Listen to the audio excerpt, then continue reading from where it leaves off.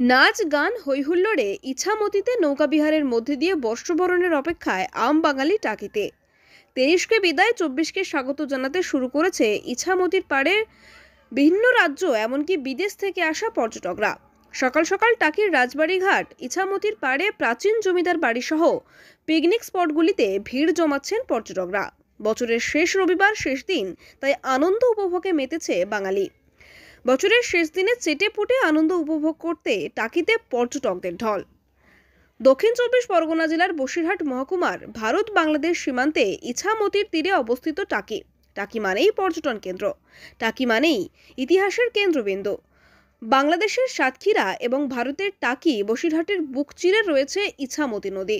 আর এই ইছামতি নদীকে নিয়ে রয়েছে নানান ইতিহাস, রয়েছে দুই বাংলার বাঙালিদের আবেগ, যেখানে সারা বছরই পর্যটকের ঢল নেমে থাকে। আজ বছরের শেষ দিনই আজও জেলার বিভিন্ন প্রান্ত সহ রাজ্যের বিভিন্ন প্রান্ত থেকে দলে দলে পর্যটকরা ভিড় করেছেন টাকিতে। পাশাপাশি টাকির বিভিন্ন পর্যটন কেন্দ্রেও ভিড় জমাচ্ছেন পর্যটকরা। ঘোরাফেরার মাঝে চড়ুইভাতি করে পেট পুজো সেরে নিচ্ছেন টাকিতে বেড়াতে আসা পর্যটকরা। টাকিতে এসে প্রচন্ড ভালো লাগছে। এই জায়গাটা স্পেশালি আমার খুব পছন্দ, ইভেন আমাদের সবার। আর আমরা এখানে এসে প্রচন্ড মজা করছি, নাচ করবো, সারাদিন গান করবো, প্রচন্ড মজা করবো, নাচ করবো, খাবো, সাইট সিন করবো, ঘুরবো, আনন্দ করবো, ব্যাস।